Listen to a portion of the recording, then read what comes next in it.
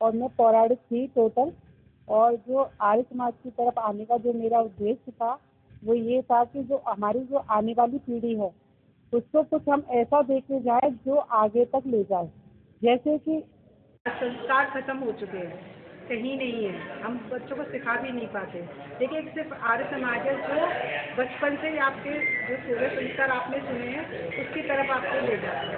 तो हमारा यही उद्देश्य है कि सब आएँ और ये जो आर्य समाज में क्या है उसको जानें और अपने परिवारों को बचाएं।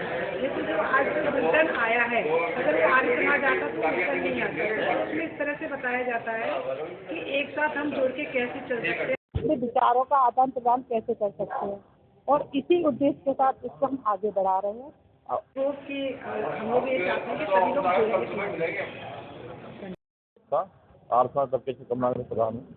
ये हमारे आर्सना दबकेश कमलानगर की ओर से वार्षिकोत्सव जो है 11, 12, 13 और 14 दिसंबर को महर्षि दयानंद पार्क में एस वैली सिंधु भवन के सामने पार्क है, उसमें मनाया जा रहा है।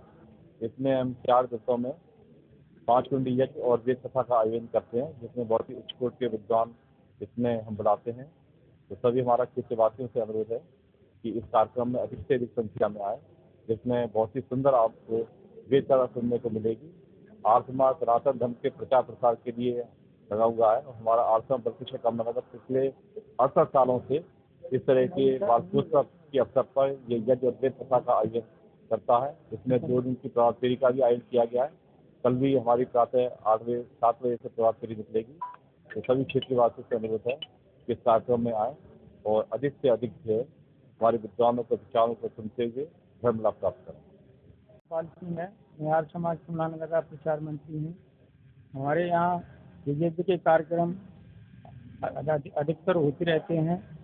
हमारी यज्ञ परंपरा सनातनी है, पुरानी है। हमारे ऋषि मुनि भी यज्ञ किया करते थे। हमारे रामचंद्र जी का जन्म भी यज्ञ के द्वारा हुआ था और हमारे श्री कृष्ण भगवान भी यज्ञ करते थे। उसी परंपरा को हम आगे बढ़ाते हुए जगह जगह पर यज्ञ करते हैं और आर्य समाज का प्रचार करते हैं। जो भजनोपदेशक हैं वो मुजफ्फरनगर से हमारे बीच पधार रहे हैं। इनके प्रवचन और भजन बहुत ही सुंदर होते हैं और जो वेदों के ऊपर होते हैं। ये आप कहते हैं कि वेदों की ओर लौटो, वेदों के ऊपर चलो। हमारा जो सुबह 5 कुंडलीय यज्ञ होता है उसमें भी जो है वेदों के मंत्रों के द्वारा यज्ञ किया जाता है। और इस उपलक्ष्य में हमने 2 दिन की प्रभात फेरी का भी आयोजन किया है, जो 7 तारीख आज निकली है।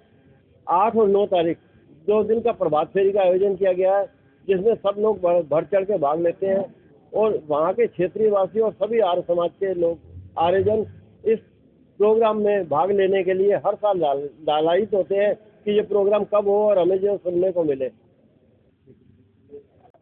नरेंद्र सिंगल, उप मंत्री, आर्य समाज कमलानगर। जैसा कि हम सभी को विदित है, आर्य समाज एक सामाजिक और धार्मिक संगठन है। आर्य समाज की स्थापना स्वामी भक्तिकानंद सरस्वती जी ने 1875 में की थी और कोई उन्होंने नया मतांतरण नहीं दिया था हमको। जो भगवान योगीराज श्री कृष्ण जी महाराज जी थे और मर्यादा पुरुषोत्तम भगवान श्री रामकृष्ण जी थे, जो कि अपनी वैदिक सनातन और पुरातन जो पूजा पद्धति थी जिसमें यज्ञ करते थे, वही हमें यज्ञ करने का उन्होंने बताया। और वही वेदों की ओर लौटो। वेद का ज्ञान जो पहले विस्मृत हो गया था मध्यकालीन युग में, वही ज्ञान उन्होंने हमें दोबारा से दिया कि उन्होंने अपना नया कोई सिद्धांत प्रतिपादित नहीं किया, बल्कि जो वेद हमारे लाखों साल पुराने थे उन्हीं वेदों पर चलने के लिए हम सबको कहा और वही वेद मार्ग पर हम चल रहे हैं। वर्तमान में आर्य समाज एक ऐसा संगठन है जो कि ये कहता है कि पहले जानो फिर मानो। आजकल भी वर्तमान के पढ़े लिखे युग में भी बहुत सारी विसंगतियाँ आ गई हैं। पाखंड दिन पर दिन बढ़ता जा रहा है, जैसा हम देखते हैं। अंधविश्वास बहुत बढ़ गया है। ऐसा नहीं, इसकी वजह से आर्य समाज की प्राथमिकता पहले से भी अधिक बढ़ गई है।